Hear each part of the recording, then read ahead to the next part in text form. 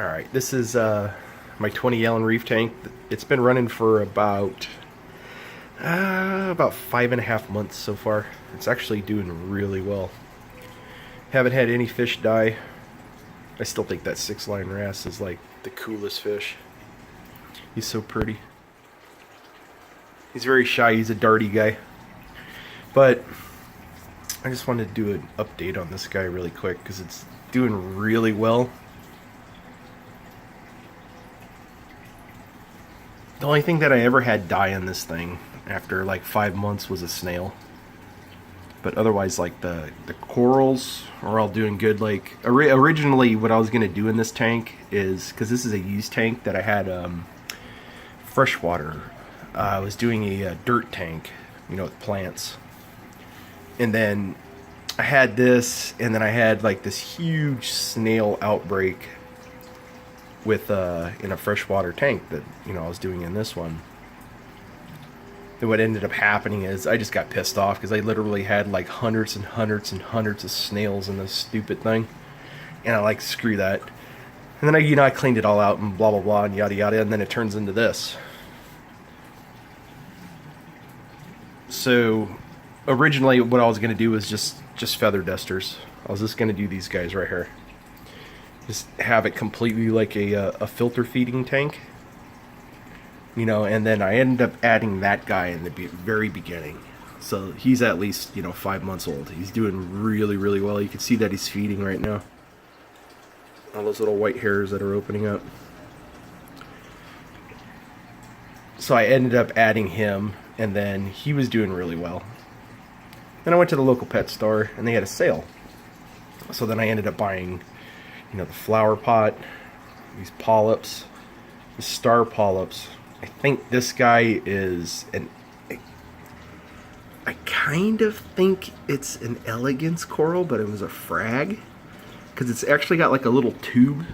Well, it's on a plug, and then it's got a bunch of these heads on it. I'm not really sure if that actually is, because I know that's an elegance coral up there, but I'm not too sure what that really is. But when it's opened fully up, it's almost identical to that guy, but this guy's just way bigger.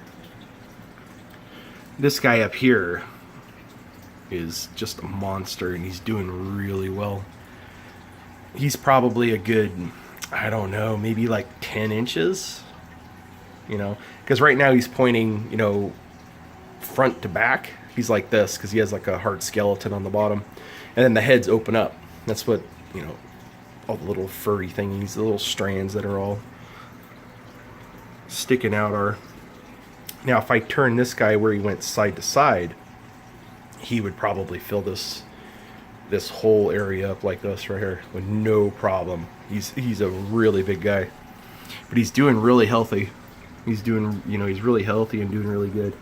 My mushroom back there, my little hairy mushroom, he's actually doing really good too. And then my star polyps, those are starting to spread, which is cool. And I'm starting to get the coralline algae growing everywhere, which is good too. The candy cane in the back, I was kind of worried about him because needs strong lighting from what I read, and I'm just using LED lights, these cheap LED lights on it, and he's actually been doing really good too. He puffs up, he's fully open there. And then the brain coral is he's been in here for, I'd say, about a month and a half, somewhere around there, and he's actually starting to do a lot better too. That guy loves, what I usually do is I'll shut the wave maker off, which is the power head up here. I'll shut that guy off for at least 45 minutes or so, and then I'll take mysis shrimp. You take a cup of tank water in a glass, put like a cube of mysis shrimp in it, melt it down, and then use a turkey baster and then suck that up. But the whole thing is, if you're gonna try to direct feed something like a coral, feed the fish first.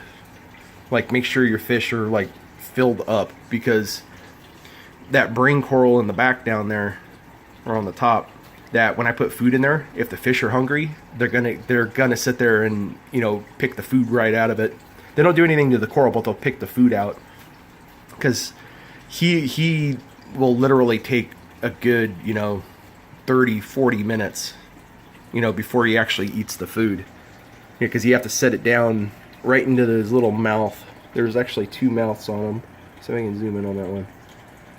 That little dot right there, that's the mouth. And then when you put food into it, what it'll do is it'll slowly like open up, and then all those little hairs that are around the edge right there will push the food back down into it. But it takes a long time. That's why you got to shut your current off, like the power head. Like what I do is you got to shut that off, because it just blows it around, and he'll never eat anything. But the tank's actually doing, you know, pretty damn good. I'm surprised. You know, it's not doing too bad. Haven't had any big problems yet. No crashes or anything. I just do my weekly water change, and, you know, put my essential elements in it. I boost it with calcium. I try to feed the fish every other day.